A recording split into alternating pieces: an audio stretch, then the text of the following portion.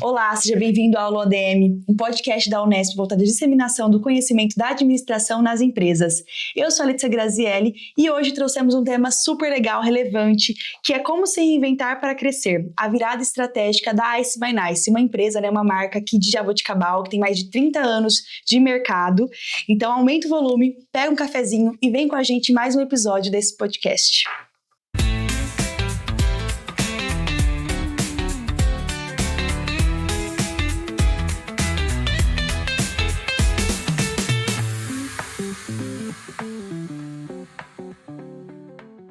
No papo de hoje, recebemos Thomas Ferreira, formado em Economia Empresarial e Controladoria na USP. Atualmente, ele atua como diretor comercial da Ice by Nice. Além disso, ao longo da carreira, o Thomas já passou por praticamente todas as áreas da companhia e, por isso, participa de forma ativa nas decisões estratégicas da empresa. Seja bem-vindo, Thomas, para o nosso episódio de hoje. A gente queria até saber um pouquinho mais por ser da nossa cidade, sobre a sua história, como que você chegou a esse cargo hoje na Ice by Nice. Legal. Vamos lá, meu nome é Thomas, Já me apresentou. E a Ice by Nice, ela foi fundada há mais de 35 anos atrás pelo meu pai. Então, por esse motivo, hoje eu passei por todas as áreas da empresa, porque desde sempre, quando tinha as férias escolares, meu pai sempre me incentivou a estar presente na empresa.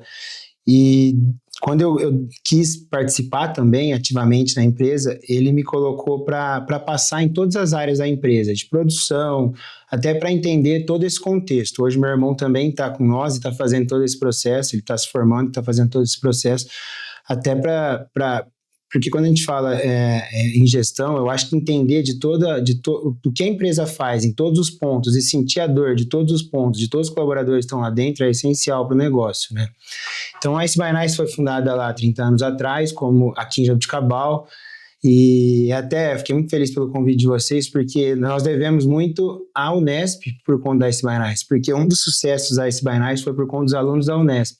Quando a gente começou lá na General Carneiro, lá atrás, era o final de Jaboticabal, o pessoal deve lembrar disso, acho que era a última rua de Jaboticabal, depois era a Terra, foi onde meu pai fundou a Ice by Nice, e o público que ia lá, grande parte eram alunos da Unesp, e depois disso, ex-alunos da Unesp acabaram montando franquias em outras cidades e acabaram levando isso. Então gerou, era muito mais só uma marca, era um apelo emocional ao ponto das pessoas irem buscarem a Ice para levar para as cidades delas, ex-alunos da Unesp. Então a gente é muito grato por isso, pela Unesp fazer parte da vida da Ice by Nice, E durante 25 anos da Ice by Nice, aí vamos falar, nós tínhamos o modelo de franquia como principal negócio da Ice by Nice. Não tínhamos outro modelo de negócio a não ser esse.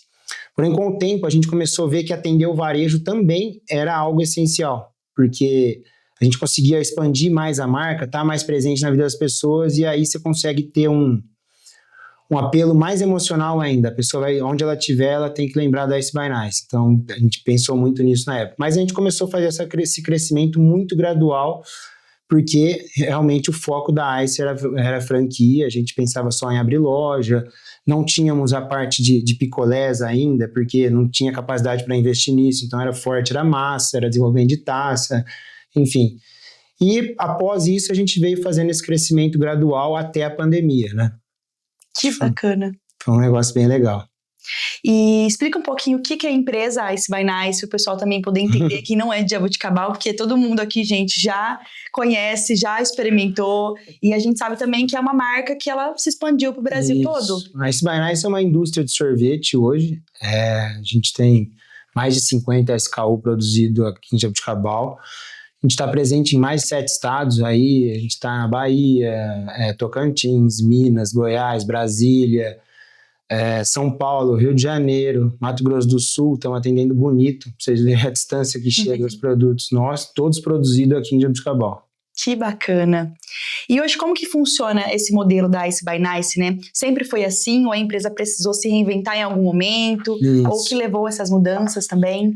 A Ice by Nice, ela, pelo meu pai, a gente nunca está parado no tempo em relação a se reinventar. A gente está sempre aberto, vendo o mercado, de como o mercado está atuando em todas as áreas, para entender o futuro do que se acontece. Hoje tudo muda muito rápido, com o celular, com a tecnologia, as coisas mudam da noite pro dia. A gente vê isso acho que quando a gente era mais novo, o celular mais top era um V3, né? Hoje é um iPhone 17 aí, inteligência artificial, enfim. Então a Ice by Nice nunca parou de se reinventar. Mas na pandemia, quando começou o boom da pandemia, nós tivemos a fábrica, realmente tivemos que parar, não tinha para quem vender, grande parte das lojas da Ice by Nice eram lojas de shopping, os shoppings foram os que mais foram afetados durante a pandemia e o nosso faturamento caiu drasticamente, assim, ao ponto de não ter... A fábrica continuou rodando, eu não tenho como desligar a câmera fria, eu não tenho como vender meu estoque, porque não tenho como... A gente tinha na cabeça que a gente não poderia demitir ninguém. Fomos atrás de recursos com o banco para tentar se manter de pé, mas também a gente não podia parar no tempo. Foi quando a gente percebeu que os pontos de venda, quando a gente fala em ponto de venda, são supermercados, padarias, acabaram tendo um up de venda muito grande, porque os supermercados viraram os novos shoppings, né? A gente não podia fazer nada, mas podia ir no mercado. Com máscara, mas tinha que ir ao mercado. E foi quando ele deu um start, tipo assim, ou a gente vai captar dinheiro e investir tudo que a gente tem para tentar crescer esse lado dos pontos de venda. Então, em 2019, 2020, a gente tinha 350 pontos de venda, e aí hoje a gente está com mais de 2.000 pontos de venda. Então, nós investimos tudo que tinha, o que não tinha, e arriscamos, né? Acho que o empreendedor, ele vive de arriscar, ele não tem como viver na zona de conforto do empreendedor nunca. E foi quando a gente viu que era um modelo de negócio muito rentável, fácil de crescer, permitia um erro maior, porque quando a gente fala de franquia, a franquia tem que ser muito assertivo, desde do ponto de venda, desde do franqueado tem que ser muito bem escolhido, porque a gente fala que a franquia não é uma máquina de imprimir dinheiro, depende de gestão também, assim como todo outro negócio, você compra só o know-how, mas se você erra num local, se não tem um local de fluxo, ou se você acha que vai ser um local de fluxo e não é muito fácil de você se perder ou fechar uma loja, e é um investimento muito alto, onde a pessoa, às vezes, é um investimento da vida da pessoa. Foi quando a gente viu que com os pontos de venda, não, a gente tem que comprar o freezer, a gente comodata o freezer, mas não é um investimento perdido. Se eu errar no ponto de venda, eu consigo tirar esse freezer daqui e realocar ele para outro lugar. Então, não é eu tenho 2.000 pontos de venda hoje, estamos crescendo ainda nos pontos de venda, mas tem pontos de venda que eu vejo que não está performando e não é viável para nós, nem para o próprio ponto de venda, porque ele está gastando com energia, a gente consegue tirar e colocar em outro lugar. Então, a gente pivotou o negócio da noite para o dia, mantemos as lojas ainda, pretendemos voltar a abrir novas lojas, um pouco mais consciente, um modelo diferente. Nós vamos inaugurar uma loja de cabal nova com um modelo diferente, onde diminui o operacional das lojas, mas isso vai ser uma forma muito tímida ainda. E o que nós estamos dando total foco vai ser nos freezers. Ah, que spoiler, gente. Já vou de cabal, agora não vou endereço. E na pandemia, né, como ela transformou, né, o cenário de muitas empresas, como que foi para a Ice by Nice, né, reduzir o foco ali no modelo de franquia, também direcionar um pouco mais para o varejo? Você comentou isso, dessa mudança, e como que foi para vocês, assim, teve esse investimento? É um susto, né, mas é um susto que tem duas escapatórias, ou esperar a pandemia passar e ficar com destino incerto, ou tentar arriscar tudo que a gente tinha e fazer algo que estava dando certo, mas não tinha capital para fazer isso, até porque não era somente investir, a gente tinha que cobrir os custos da fábrica, tinha que cobrir custos do colaborador, não demitimos ninguém. Então, a pandemia para nós foi ruim, mas a gente tentou tirar desse ruim o melhor momento para nós de fazer essa reviravolta. E eu vejo que quem fez isso entendeu que a pandemia não ficou se lamentando. A gente tem muito disso, assim, a gente não fica se lamentando se poderia ter feito diferente, a gente tem que ver o que está acontecendo agora e tentar resolver agora e mudar totalmente a estratégia, por mais que quando você tem uma capacidade produtiva grande, a gente fala que é uma curva de navio que nós temos que virar 90 graus da noite para o dia, né? Não tem como você fazer uma curva de navio, teve que realmente virar e falar, vamos fazer acontecer. E, graças a Deus, foi uma decisão assertiva demais isso para nós. Mas a conta da pandemia, a gente vem arrastando ela até hoje quase, assim. A gente não pagou a conta da pandemia ainda. Então foi algo que talvez se a gente não tivesse enxergado esse momento diferente para a ICE, ou esse novo modelo, e dar um gás nesse novo modelo, talvez a ICE nem estaria aqui hoje mais, né? Mas conseguimos acreditar e fazer acontecer. Quando a gente fala, não tem dessa de lá na ICE, será que vai dar certo? Não, a gente vai fazer dar certo. E o legal é que, assim, você comentou, né, como empreendedores, não tem muito o que saber o que vai dar certo e o que não vai. E até por isso que, de certa forma, por mais que tenha dado certo e vai continuar dando certo, tem essa questão da pandemia que ainda se prolonga até hoje, de certa forma, exato, né? A gente vem pagando a conta aí, tem algumas coisas terminando agora. Você vê, a pandemia já faz alguns anos que passaram e a gente vem pagando conta ainda de pandemia. Mas é muito legal ver que continua dando certo e que expandiu muito mais do que vocês até esperavam, né, de certa forma. Muito mais do que a gente esperava. E essa mudança, né, ela foi mais uma necessidade ou uma oportunidade estratégica também que vocês perceberam no meio da crise? Total necessidade, né? Assim, já vinha tendo conversas de abrir o leque da empresa para esse modelo de negócio, mas de uma forma muito tímida, né? Tanto é que nós ficamos alguns anos aí com 350 pontos e, sabe, ia gatinhando, não era o foco, não tinha o foco daquilo, não era a atenção voltada literalmente para vamos instalar ponto de venda, vamos conversar com o cliente, vamos tentar fechar negócio, vamos tentar trazer o sorvete pro público, não que o público vá até o sorvete, mas a gente tem que estar presente onde as pessoas estão. Sim. Porque principalmente o picolé, ele é um produto de impulso. Diferente de você estar na sua casa e falar assim, eu preciso tomar um sorvete. Mas aí depende de você sair de carro ou ir até uma loja. Não, o que a gente quer hoje é estar com o sorvete onde as pessoas estão. Se a pessoa está almoçando, tem que ter um freezer do lado. Se a pessoa está parando no posto para entrar na conveniência, tem que ter um freezer ali. Agora, com uma linha nova, a gente vai trazer zero. Se a pessoa está na academia, ela tem que ter um produto perto, entendeu? Numa farmácia. Então, o nosso direcionamento hoje as pessoas não têm que ir até o sorvete, nós vamos até as pessoas.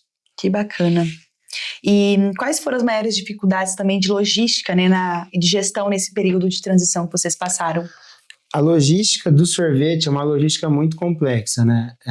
Como a indústria em Jabuticabal, a gente tem que produzir, armazenar e para atender lugares mais distantes, a gente conta com distribuidores. Então, São Paulo eu tenho um distribuidor, porque o São Paulo eu tenho 800 pontos de venda lá. Seria inviável totalmente eu sair de Jabuticabal com um carro para fazer 800 pontos de venda em São Paulo. Seria inviável também eu ter um CD lá, eu teria que ter quase um galpão com quase o dobro de funcionário para fazer a logística em São Paulo ponto a ponto. Imagina que em um mês eu tenho que atender os 800 pontos, seria impossível, fora que eu teria que também ter uma equipe em Jabuticabal para atender todos os pontos de Jabuticabal, região, Ribeirão Preto, Rifaina, onde a gente estava conversando antes. Então, em São Paulo, nesses lugares mais distantes, a gente conta com distribuidores. Distribuidores, a gente vende o produto para eles e eles revendem para os pontos de venda.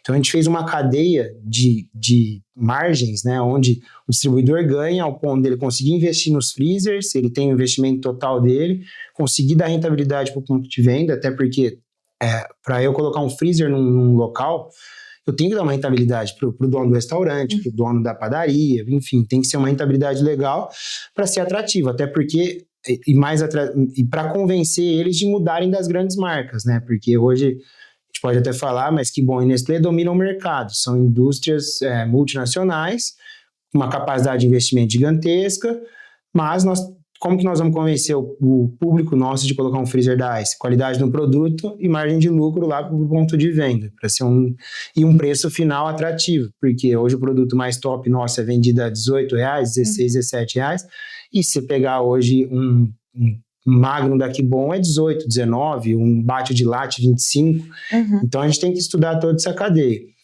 E aí então, voltando para a questão dos distribuidores, para eu conseguir atender esses locais mais distantes, eu preciso contar com esses distribuidores. Então, quando a gente fala de logística, eu saio da indústria, entrego num ponto desse distribuidor e ele pulveriza. Então, facilita muito mais e eu consigo ter uma assertividade mais do produto chegar em boas condições no cliente final, né?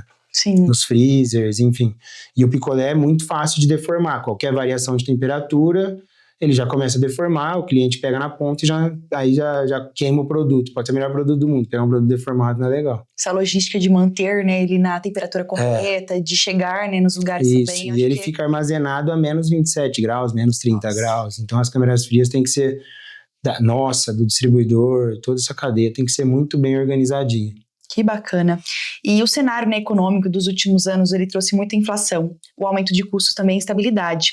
Quais que são hoje os principais desafios econômicos também para a empresa de vocês? Um dos principais pós-pandemia, durante e pós-pandemia, foram os aumentos. As inflações foram altíssimas. Hoje o cacau disparou, teve uma época que o cacau quase triplicou o preço, os insumos nossos também quase triplicaram o preço. E para isso a gente tem algumas reuniões, né, mensais com o pessoal que faz para discutir realmente sobre como que nós vamos lidar com esses aumentos. Então a gente provisiona a compra no início do ano, eu já provisiono a compra do ano inteiro para tentar segurar preço com os fornecedores nossos. Então assim, literalmente provisionar a compra é provisionar de acordo. Se eu não preciso do produto, ele vai me mandar do mesmo jeito. Eu sei que nesse mês vai chegar, sei lá, 1.000 quilos de cacau. Se eu não vendi bem, vai continuar chegando 1.000 quilos de cacau. Mas tudo isso para eu conseguir manter o preço, não manter do que era antes, mas amenizar um pouco o aumento dos preços dos produtos. Então, hoje, quando a produção já começa a tomar um corpo, qualquer variação de preço influencia muito negativamente. E nós fazemos aumento de preço uma vez só no ano. Então, se eu não fizer isso, eu começo a perder margem durante o ano, se eu não provisiono essas compras. Se eu continuo comprando mês a mês, produto a produto, o fornecedor vai me passar aumento por aumento. E chega no final do ano, minha margem vai estar muito estrangulada por conta desse aumento. Eu não consigo fazer aumento mais de uma vez por ano, até porque, senão, em 2, 3 anos, eu dobro o preço do meu produto, né? Sim. E como que vocês fazem também na prática para superar esses desafios financeiros e manter também essa operação mais viável para vocês? Existe toda uma estratégia nós temos que negociar muito com os fornecedores, prazo de pagamento, prazo de recebimento, comprar bem, ficar sempre alerta aos novos fornecedores, ficar sempre tentando renegociar com os fornecedores nossos. E porque realmente, e quando a gente fala, principalmente no mercado de sorvete, é muito influenciado pelo clima, né? Então, choveu, fez frio, a pessoa tende a consumir menos sorvete, tanto é que o ano passado foi um ano que fez mais frio que o normal, e foi um ano que para nós foi difícil, porque nós vendemos menos do que a gente estava esperando, mas ao mesmo tempo, mesmo a gente vendendo menos, a gente debruçou em cima de uma DRE para ver onde a gente conseguia reduzir custo, e por incrível que pareça, foi um ano onde a gente teve mais resultado que um ano de 2024, que foi um ano que a gente superou todas as metas possíveis, mas no final, por conta disso, de não ter organizado muito bem, estruturado muito bem a parte financeira, nós acabamos tendo mais despesas e no resultado final não foi tão legal. Então, esse ano de 2025, a gente conseguiu reorganizar muita coisa, a questão de imposto, tivemos que migrar uma empresa nossa, mudar a situação dela de tributária, tudo isso para conseguir garantir um resultado lá no final, né? Então, todo mês a gente analisa DRE, analisa tudo para ver se a gente está no caminho certo, porque não basta só vender, bater meta, porque o faturamento é um número ilusório, realmente ilusório, porque a hora que você vê a empresa faturando, você fala, eu estou bem, mas às vezes você não está entendendo tanto, está tendo de saída. Então, em 2024 foi um ano onde a gente tinha uns maquinários antigos, começou a produzir muito, a gente estava produzindo das 7 da manhã às 9 da noite, mas todo mês quebrava uma máquina. E as manutenções altíssimas, máquina com manutenção de 60, 70, 100 mil reais. Aí a hora que você vê, o dinheiro que está entrando está indo embora. Aí foi quando em 2025 a gente falou, não, nós precisamos trocar todos os maquinários da fábrica, então compramos todos os maquinários novos, gastamos mais um dinheiro grande, mas foi um dos motivos da gente conseguir ganhar na produtividade, ganhar na manutenção, que não teve muita despesa de manutenção, e esse ano vai ter menos ainda, que é a expectativa nossa que a gente já fez, e a gente projeta todo fim de ano o orçamento do ano seguinte, para tentar seguir à risca esse orçamento, né? Ver o quanto está tendo de despesa, se extrapolou a despesa esse mês, vamos segurar mês que vem. Porque tem que ter essa gestão diariamente. A gente fala que a gente não pode só olhar no retrovisor, né? Tem que sempre estar olhando para frente, porque no retrovisor já passou e não tem o que fazer. Então, se teve uma despesa maior esse mês, a gente reduz mês que vem. E dessa forma a gente vai mantendo uma indústria, porque a indústria, acho que todo mundo deve saber, mas fatura bem, mas a margem é muito menor do que você vender, do que uma margem de algum atacado, de algum distribuidor. Porque tem muito custo, os custos são muito altos e a gente não consegue reduzir esses custos. Um exemplo, o distribuidor nosso, se ele não vendeu, ele não compra de nós.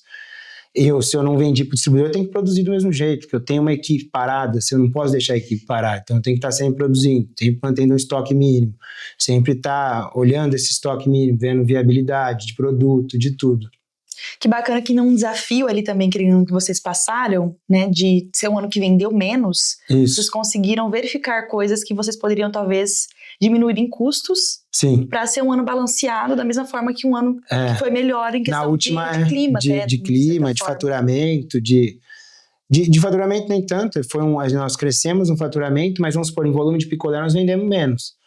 Mas é um número que ficou muito próximo do ano de 2024, muito abaixo da meta que a gente estipulou para 2025, mas a hora que você analisa lá todo o balanço, a hora que chega na última linha, você fala, não foi um ano tão ruim assim, porque nós conseguimos fazer literalmente a gestão da indústria em si, né? Não adianta só faturar. Como a gestão é importante, né? Necessária também. Muito. Em relação ao mercado, qual que é a diferença, né, e a forma que a ICE trabalha, faz a distribuição de seus produtos em comparação com a questão dos concorrentes também? Então, hoje é muito similar aos concorrentes, mas a ICE, por ela trabalhar com distribuidor, a gente consegue atingir locais mais distantes, ampliar a marca para locais onde concorrentes locais nossos não atuam. Principalmente por conta de não terem esses distribuidores e não ser viável essa operação logística de ser longe. Um exemplo, atender Bonito no Mato Grosso do Sul. A gente está a 1.200 quilômetros daqui. Para ir lá entregar, um exemplo, um pedido de R$10 mil para um ponto de venda, não faz sentido. Imagina o custo que eu tenho para ir até lá. Mas aí, como a gente concentra no distribuidor, o distribuidor faz uma compra maior, ele armazena numa câmera fria dele, e de lá ele pulveriza. Então, eu tenho um distribuidor em Dourados que leva para Bonito, atende Dourados, atende as cidades ali em volta. Então, começa a viabilizar muito mais. Então, esse foi um dos modelos de negócio que a gente conseguiu fazer, que conseguiu dar uma capilaridade maior para a ICE e atingir locais mais distantes. E com isso, a gente ganha no reconhecimento de marca, né? Não fica só mais uma marca local.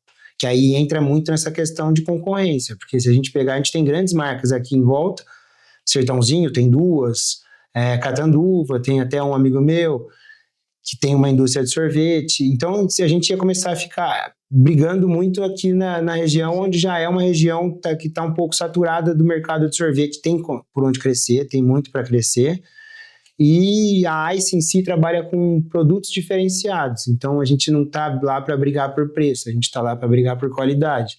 Então a gente vê que algumas indústrias da região, eles tendem muito a ir para essa parte de produtos mais baratos, tá em muitos pontos de venda, mas a intenção nossa eu não posso estar em todos os pontos de venda, tem local que não é público no meu sorvete, onde o cara não vai pagar seus R$16, R$17 num produto, mas eu tenho que estar nos principais locais, porque a ICE traz muito isso, não é só um picolé, é uma sobremesa no palito. A gente fala da linha Golden, do bombom de avelã, que hoje virou top de linha da curva ABC lá, está em primeiro lugar, superou todos os outros sorvetes de 20 anos, ele veio com 2 anos e superou lá as vendas.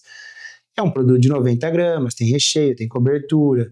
E aí, quando você faz essa comparação com sobremesa, quando você fala um produto desse custa R$16, R$17, mas vai numa padaria e vê quanto que é uma torta de avelã. Também vai estar nessa faixa de preço. Então, é literalmente uma sobremesa. A gente está se comparando ali. O cara vai consumir uma torta, ele pode consumir um bombom de avelã, vai consumir os próximos lançamentos, nós vamos lançar um banoffee. Vai comprar um banoffee lá ou vai consumir um sorvete que também é uma sobremesa, vai ter recheio, cobertura e tá refrescando também, né? Então esse foi o que a gente vai trazer para a ICE agora, né? Não é só mais ser o sorvete para refrescar, é literalmente ser uma sobremesa onde a pessoa se permite consumir ali, que ela está consumindo um produto de qualidade e está sendo preço justo. Eu estou te entregando um preço legal para um produto legal. E é muito legal e coerente realmente pelo que você falou. A pessoa acaba de comer, né? Acaba de estar em um ambiente, tomar um café, o que for, e tem essa disponibilidade de uma sobremesa diferente, refrescante, e que às vezes, assim, até o custo mesmo, né? E para o estabelecimento é muito interessante também, porque diminui a operação dele. Sim. Às vezes um restaurante, ele vai estar lá, ele pensa que ele vai ter uma margem boa lá nos produtos, nos picolés. Às vezes ele não precisa fazer uma sobremesa tão elaborada para deixar, às vezes, na pista dele, porque é melhor o cara consumir o picolé, ele vai sair consumindo, o cara não tem a cozinha do restaurante, não tem operação nenhuma, ele pode voltar o foco dele para fazer uma comida melhor, alguma coisa, e ele vai ter a margem dele de lucro no picolé. Então, para o restaurante também é muito interessante, né? Ter um produto de qualidade, né? É isso que a gente sempre, quando a gente vai prospectar novos clientes, a gente sempre fala, colocando o freezer da Ice, o cara não tem dor de cabeça nenhuma, porque o vendedor passa, o vendedor abastece, o vendedor arruma o freezer, o vendedor faz a limpeza do freezer, aí ele tira pedido, aprova o pedido. A única dor de cabeça que o dono do estabelecimento tem que ter é de aprovar um pedido, porque do resto, toda a nossa equipe faz tudo. Ele passa, ele arruma, ele faz o FIFO, ele faz... aí os motoristas vêm, abastece ponto de venda, deixa sempre organizadinho. E tem um espaço para ter o freezer lá, são freezers novos, né, que não tem um custo de energia tão alto, o próprio lucro do picolé paga a energia e ainda sobra dinheiro para o cara, entendeu? Se o cara, por exemplo, vender de 10 picolés por dia num restaurante, pensar que um restaurante vende mais de 100 almoços, 10 picolés por dia, não é um volume tão alto, no final do mês ele vai ter um lucro lá líquido mais ou menos de R$700. Pô, 700 não é muito, mas para não ter dor de cabeça nenhuma, é um valor significativo. Vamos falar que é 1/3 do custo de um colaborador dele sem ele ter dor de cabeça nenhuma.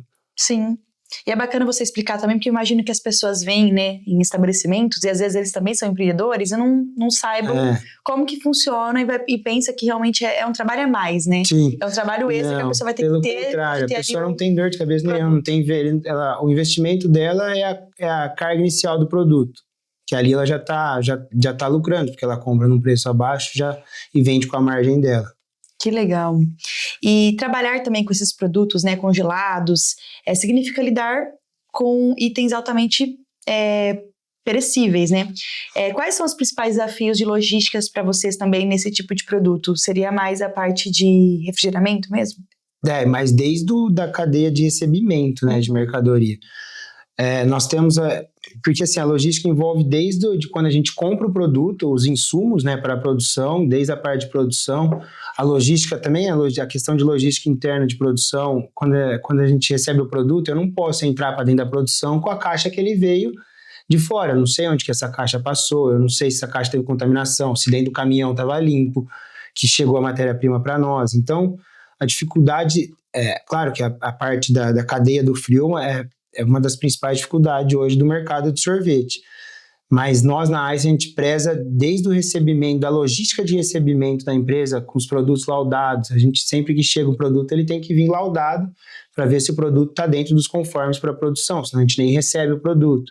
Então essa parte a gente cuida de toda essa parte para realmente entregar um produto de qualidade e não ter nenhum tipo de dor de cabeça futura em relação a algum produto com algum defeito, enfim. Então, isso tudo na indústria alimentícia é essencial, né? A indústria alimentícia é uma indústria que tem que estar nos mínimos detalhes, tem que estar tudo muito certo. Esses dias eu até postei um vídeo no meu Instagram, eu estava olhando na câmera, eu olhei e falei, nossa, mas já terminaram a produção? Porque a produção estava tão limpa lá da fábrica, estava tão limpa, que eu falei, nossa, os meus já terminaram, 3 horas da tarde. Aí eu vi que não, eles estavam produzindo, mas a produção sempre fica limpa o dia todo. Fica alguém limpando, acaba um lote, limpa todas as máquinas para produzir um outro lote. Então, o cuidado da indústria alimentícia vem desde o recebimento até aonde o cliente vai tomar o produto, né? Sim. Quando falamos também de super congelado, falamos da cadeia que não pode falhar, né? Como a gente está falando agora. Como que funciona também a armazenagem, a distribuição, assim, um pouco mais detalhada? Você comentou, né, que tem a questão da distribuição a -27, geralmente. Em alguns locais a gente consegue, a gente tem a nossa câmera fria, a gente tem 3 câmeras frias lá, uma só para picolé, uma só para massa e uma só para embalagens de uma campanha que a gente faz para ajudar algumas instituições. Então já começa aí. Então cada produto ele é armazenado de uma forma, a massa é um pouco menos trabalhosa do que o picolé, porque o picolé deforma muito fácil, a massa se derreter um pouquinho ela não deforma, ela fica lá, não perde qualidade, o picolé já deforma total. Então hoje a maior dificuldade é a questão de produzir um picolé de qualidade e a gente chegar a essa qualidade lá na ponta com a mesma qualidade, né? Que saiu da máquina. Então, não pode ter variação nenhuma de temperatura aí nesse meio tempo. Você comentou também sobre as campanhas, né, para as instituições, era até algo que eu queria citar, porque a gente conhece lugares, né, pessoas também que estão sempre sendo parceiros de vocês nessas campanhas. Sim. Como que funciona um pouco disso? Vocês fazem só aqui na região? A região inteira. Isso foi legal, porque nós recebíamos muito pedido de ajuda de todas as instituições, assim, e é muito complicado você ficar ajudando todas de uma forma financeira. Isso interfere muito no caso da empresa e, ao mesmo tempo, a gente se sentia, principalmente meu pai, se sentia muito mal de não poder ajudar. Aí ele falou, cara, não posso, é muito ruim eu falar não para alguma instituição, mas, ao mesmo tempo, eu não consigo ajudar todas. E aí surgiu na época, a gente falou, vamos fazer uma embalagem, a gente já tinha o pessoal vendendo as pizzas, vendendo as feijoadas. Vamos fazer uma embalagem onde a margem nossa daquelas embalagens da indústria é zero. A gente não tem margem nenhuma naquilo ali, é literalmente para ajudar, para passar para a instituição vender e ganhar de alguma forma. Pelo contrário, eu acho que a gente até tem uma despesa com isso, porque a gente leva freezer, a gente dá sacolas, a gente faz toda a questão logística, entrega o sorvete, a pessoa só tem que ter a gestão de vender os produtos e entregar num determinado dia, né? Então, pelo contrário, também outra coisa, a gente produz as embalagens antes das pessoas pagarem, então a gente coloca dinheiro na frente, mas é uma forma da gente conseguir ajudar mais instituições e ser uma coisa que a gente não precisa falar não, né, para algumas instituições de ajuda financeira. E às vezes tem instituições que vendem bastante ao ponto de ter 5, 6, 7 mil reais de lucro. A gente tem uma instituição, não sei se que chegaram a vender quase 3 mil embalagens. Aí vamos falar que ela ganha mais ou menos 15, 20 reais cada embalagem. Olha quanto que eles ganharam. E para nós isso é muito legal, porque você está conseguindo colocar um produto para uma instituição, vender, ter margem com isso, e nós, de alguma forma, podendo ajudar, né? Mesmo com ajudar dessa forma, não tendo margem, não colocando margem de lucro nisso, produzindo para ajudar mesmo. Que legal, uma atitude incrível de vocês. Dentro desse processo também de logística, qual que é o maior risco operacional que vocês enfrentam assim, no dia a dia?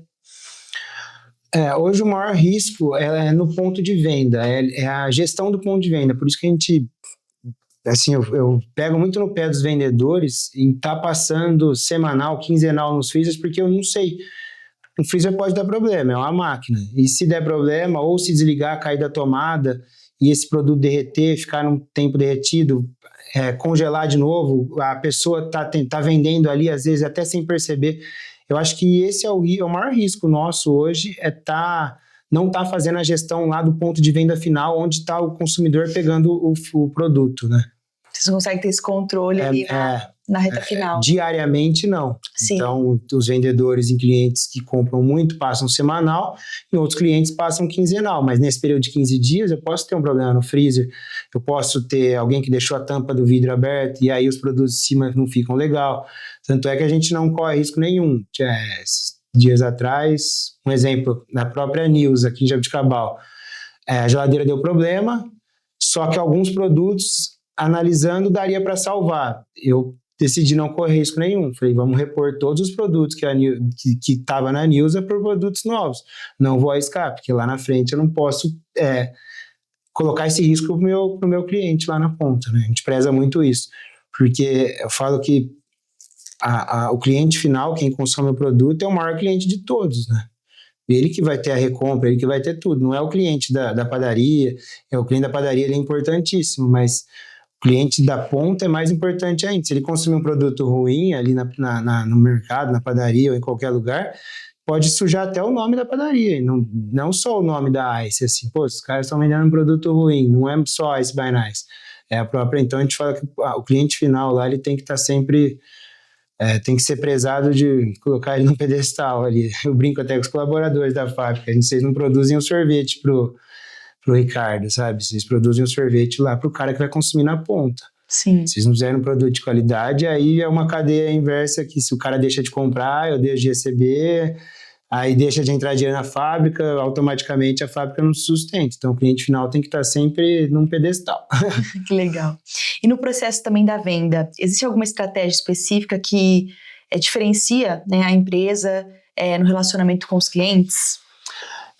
Eu falo muito para os vendedores nossos, eu não gosto nem de falar de vendedor, assim, eu falo que eles são consultores de venda, porque vendedor, quando a gente vai receber vendedor, a gente já começa a ter aquele preconceito. Putz, eu não quero receber esse cara vai ficar me convencendo a comprar. E eu falo muito vendedores nossos que a gente tem que ser inverso, assim, o dono do estabelecimento, ele tem que ser um amigo mesmo, ao ponto de você ver uma coisa diferente numa outro restaurante, cara, leva para ele, senta com ele, conversa, chama esse cara para ser próximo. Porque aí tira essa relação de compra e venda, eu tô te oferecendo, tô querendo ganhar em cima de você, não, eu tô querendo ser teu amigo, tô te trazendo um negócio legal. Então, grande parte, isso é muito legal, porque a gente conseguiu fazer isso muito bem. Às vezes eu cubro algumas férias de alguns vendedores, e às vezes eu chego no ponto de venda, o cliente fala, não, o Fernando saiu, a Elaine saiu, não, eles estão de férias. Ai, bom, que bom. Aí você fala, olha que legal isso. Virou uma relação de amigo dos vendedores nossos com os clientes finais, sabe? Não, é porque eu até falo, porque você é um cliente muito bom deles, ele mandou eu passar aqui para atender vocês. Aí o cara já vira essa amizade muito maior com o cliente. Então, acho que o diferencial nosso que a gente preza muito é entregar um produto de qualidade na ponta, isso não é nem questionável, tem que ser um produto de qualidade, entregar margem boa, margem de lucro para o cliente, para ser interessante e viável ele ter o freezer lá, e entregar uma relação de amizade com o ponto de venda. Assim, a ICE não é eu não quero estar lá enchendo o saco do cara, eu quero estar lá trazendo ideia pro cara, quero estar lá trazendo novidade, quero que os produtos sejam novidade no estabelecimento dele. Então, acho que esse é o que a gente bate muito na tecla, né? Muito bom essa relação, né, para realmente se manter. E falando um pouco da logística, né, de planejamento, o controle, a tomada de decisão, que tipo de gestão é essencial para que tudo funcione bem na empresa de vocês? A gente, lá na ICE, a gente é uma equipe muito enxuta no escritório, é uma equipe muito antiga, e a gente fala que a maior gestão fala que a ICE inteira funciona como uma engrenagem, né? Desde a limpeza à diretoria lá, que eu falo. Então, se uma parte falhar, falha todo o resto. Não adianta a limpeza fazer uma ótima limpeza se não tiver produção. Não adianta a produção fazer a melhor produção do mundo se não tiver limpeza. Então, com isso, a gente tem que estar todos os setores interligados, todas as pessoas de todos os setores conversando. A logística tem que estar diretamente ligada à compra. Parece não fazer sentido, mas a logística precisa entregar. Só que se a pessoa de compras não comprar, vai interferir na produção de hoje. Aí um exemplo, eu preciso mandar 1.000 caixas para São Paulo amanhã. Está faltando insumo. Aí eu não consigo produzir hoje. Aí já vira uma bola de neve, porque se eu não produzir hoje, amanhã eu não entrego o produto. Por mais que a gente trabalhe com estoque mínimo, mas alguns produtos têm um giro maior, onde por mais que existem compras programadas, se um produto falta, eu já comprometo toda a cadeia logística. Aí vai faltar para o distribuidor vai faltar para o ponto de venda, aí falta para o cliente final. Então, a gente fala que a ICE funciona como eu acho que não só a ICE, né? Todas as empresas têm que funcionar como uma engrenagem. Uma gira a outra e se uma falhar, derruba todo mundo. Então, todo mundo de cada setor tem que tentar pensar no seu setor, na melhor forma de trabalhar no seu setor, melhor forma de otimizar o setor, sem interferir no setor do outro, pelo contrário, ajudando o setor do outro. Pensar que toda ação vai interferir no próximo setor, né? Na cadeia. E trabalhar com produtos também sensíveis exige uma equipe bem preparada. Como que vocês treinam, alinham um time para manter esse padrão de qualidade da cadeia também, Fria? A indústria de alimentos precisa de uma equipe muito bem preparada. Eu acho que a parte de procedimento operacional é o que mais demanda numa indústria alimentícia hoje. Você tem que ter os procedimentos de produção de cada item, de cada produto, até porque para que não dependa só da pessoa que está ali, né? A pessoa tem que seguir uma regra de produção, desde o momento da produção da calda,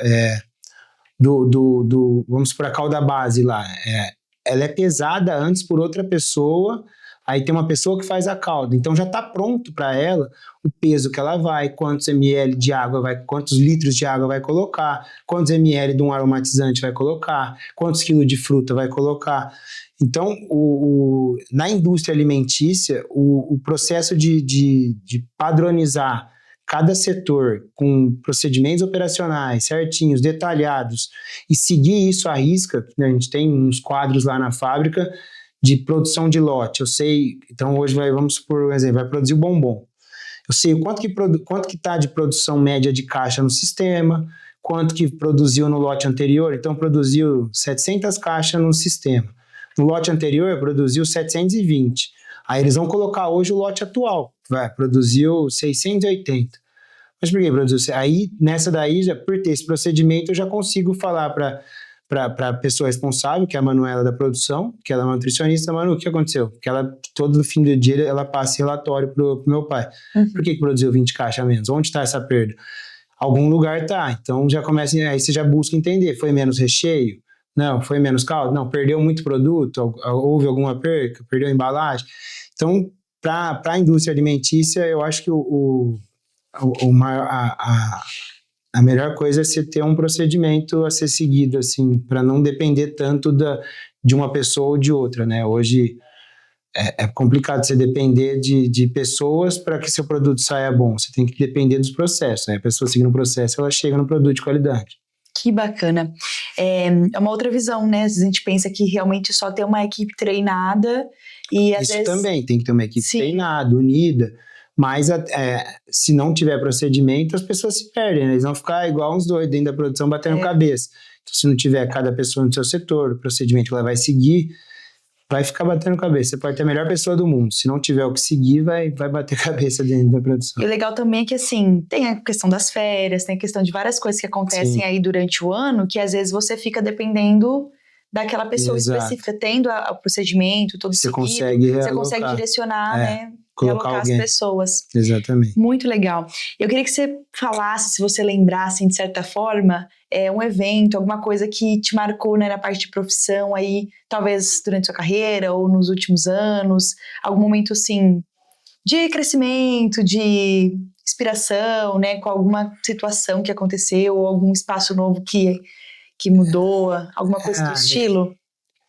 Eu acho que esses momentos mais marcantes foi quando a gente começou a crescer com os pontos de venda e ouvir os feedbacks de diversas pessoas, assim, onde em locais que a gente nem sabia que a pessoa que teria Ice, às vezes eu recebo muitas fotos de alguns amigos meus, cara, tô aqui no Tocantins, num posto, tem um freezer de vocês aqui. Eu falei, nossa, esse aí eu nem sabia. Então, isso é muito gratificante, você saber que tem um produto seu chegando lá no Tocantins, lá no Mato Grosso do Sul.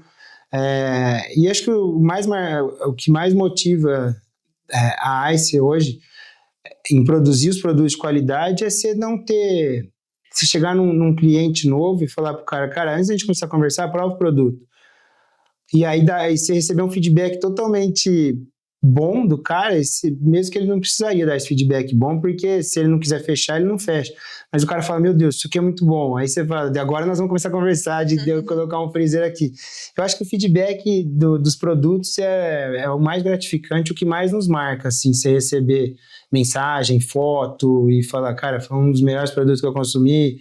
Isso motiva, né? Muito legal. Depois também de tantas mudanças, desafios, olhando para trás, qual foi também, né, teve a parte mais positiva, mas o momento mais crítico da trajetória da empresa? Eu acho que foi a pandemia. Você ficar...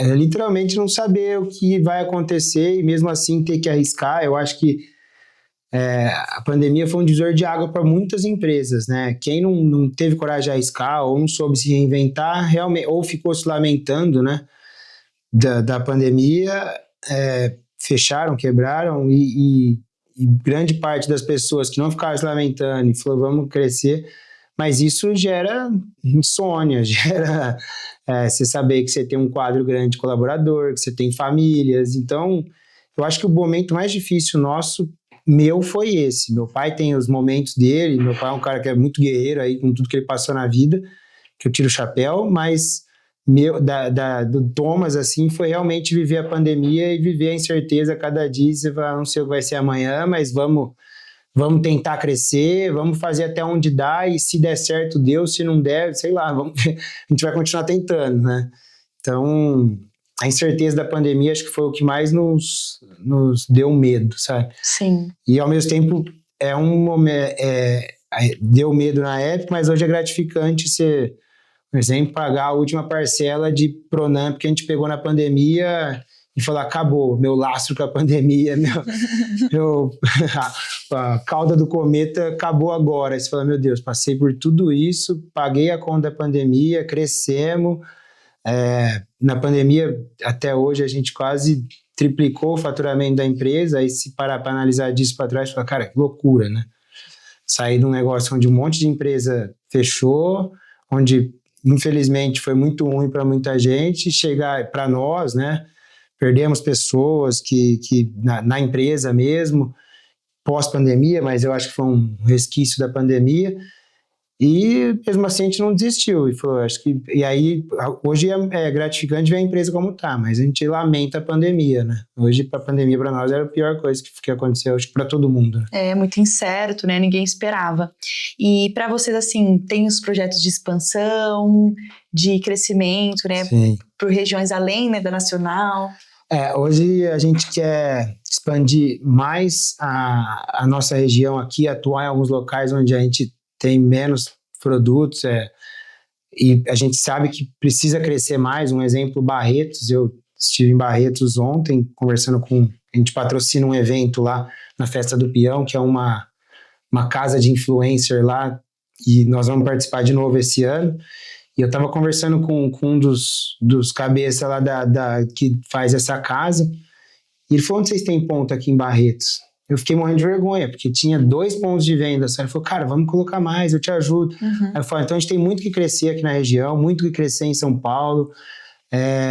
Nós triplicamos a capacidade de produção da ICE, então, no ano de 2025. Então, esse ano a gente tem aí uma expectativa muito alta de poder crescer. Colocamos uma meta ousada e precisa buscar agora.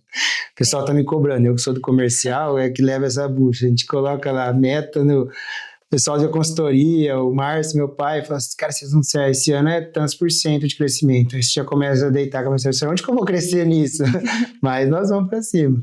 Todo sucesso para vocês. Obrigado. Bom, pessoal, esse foi mais um episódio, né, do Alô ADM, podcast da Unesp, feito pelos alunos da graduação e pós-graduação aqui de Jaboticabal. Queremos novamente agradecer nosso convidado Thomas por ter compartilhado um pouco, né, da experiência, da história dele, da empresa, né, junto com o pai dele. E a gente abre para você finalizar, poder deixar uma mensagem também para as pessoas que estão assistindo, também sonham com essa parte de empreendedorismo, de crescimento profissional. Pô, eu escrevi ontem, senão não ia lembrar. Posso ler? Claro. Eu coloquei assim, eu acredito muito que empreender é, antes de tudo, aprender a se adaptar. A nossa história da Spinais mostrou exatamente isso. Os desafios vão chegar, crises, mudança no mercado, aumentos nos custos, mas o que define o futuro da empresa não é o problema em si, e sim a postura que você assume diante dele. Gestão é tomar de decisão todos os dias, é ter coragem de mudar quando for necessário, humildade para aprender e disciplina para executar bem o básico. Muitas vezes o crescimento não vem de uma grande ideia revolucionária, mas de fazer simples muito bem feito, de forma consistente. Para quem quer empreender ou atuar em logística e gestão, meu conselho é: conheça o negócio na prática, entenda os números, valorize as pessoas que estejam preparadas para agir rápido, e o mercado recompensa quem é resiliente, estratégico e comprometido com a qualidade. No fim do dia, as empresas são feitas por pessoas e são elas que constroem resultados extraordinários. Mas é bem isso. Eu acho que empreender é literalmente você fazer uma boa gestão de pessoas, gestão de equipe, gestão de si mesmo, porque vão ter desafios diários. O começo do empreendedorismo é uma luta, e eu falo que você chuta, corre, defende, cobra escanteio, apita. Num jogo de futebol você é tudo ali quando você começa a empreender. Você nunca vai conseguir começar a empreender, a não ser que tenha um capital muito grande, mas tendo uma equipe já bem preparada. E valorizar as pessoas boas, puxar elas para junto de você e fazer o básico muito bem feito, né? Tá na luta todo dia, consistente, e não deixar a peteca cair, que a gente fala. Até vão ter dias de altos e baixos, mas no negócio esse dia de alto e baixo fica para o lado de fora da empresa. Para dentro você tem que estar sempre no alto, né? Que bacana. Além do seu pai, assim, tem uma pessoa que você se inspirou, né? Algum livro, talvez, algum filme que você gostou, assim, que te ajudou, talvez, em alguma parte relacionada a... Eu gostei muito de um livro que outras pessoas que estão lá com nós, que a gente também não pode deixar de agradecer também, é o Márcio, que está lá na empresa desde quando eu nasci. Márcio, e hoje o Márcio faz parte do quadro societário da empresa, o Márcio também é sócio hoje da empresa, e que é um dos braços direito, esquerdo do meu pai. Tanto é que a gente tem um combinado lá na fábrica que meu pai, Márcio, depois vem eu e meu irmão. Então, se acontecer alguma coisa, o Márcio ainda está acima de nós, até porque, além de ele fazer parte do quadro, ele conhece todo o processo da ICE de cabo a rabo. Eu falo que ele é o HD nosso, assim, eu falo para ele, Márcio, você tem isso? Tem. Márcio, você tem um vídeo da ICE lá de 2000 e não sei quanto. Tem, ele acha no computador dele. Então, o Márcio é um cara que eu me inspiro e quero estar com ele sempre. E um livro, eu gosto muito de um livro que chama Como Fazer Amigos e Influenciar Pessoas. É muito bom, eu já li. Já li umas 2 vezes. E o pessoal tem meio com preconceito por conta de influenciar, mas quando a gente fala influenciar, não é influenciar pro lado ruim. Eu falo que hoje a base de tudo de gestão, de empreendedorismo ou da própria convivência pessoal é a gestão de pessoas, né? Cada um tem um jeito, mas ao mesmo tempo você tem que saber lidar com todos os jeitos de todo mundo, principalmente com o seu. E você não pode... Eu vejo muita gente falando assim, mas eu sou assim, eu vou continuar assim. Não é dessa forma, entendeu? Você vive em sociedade, você não vive sozinho. Então, a gestão de pessoas hoje é essencial. Em todas as áreas, né? Em todas as áreas. Você nunca vai trabalhar sozinho. Você vai sempre trabalhar com alguém e você vai ter que saber lidar com o trabalho em equipe, fazer a gestão dessa equipe, ou ser liderado, enfim. Isso... eu acho que para qualquer pessoa esse livro tinha que ser colocar na literatura escolar para todo mundo. Eu acho que todo mundo seria muito melhor. E é um livro legal, bom de ler e fácil, né? Então por isso que eu sempre falo desse livro, porque é rápido, fácil, não tem muitas palavras difíceis, né? E você consegue usar no teu dia a dia. Nas diquinhas você começa a usar e fala, opa, faz sentido que está no livro. Que bacana. Mais uma vez, muito obrigada, Thomas, pela sua disponibilidade, por fazer parte desse episódio. Antes de finalizar, queria lembrá-los para seguir a gente nas redes sociais, Instagram, TikTok, e também o episódio a gente vai estar disponível no YouTube e no Spotify. Até o próximo cafezinho.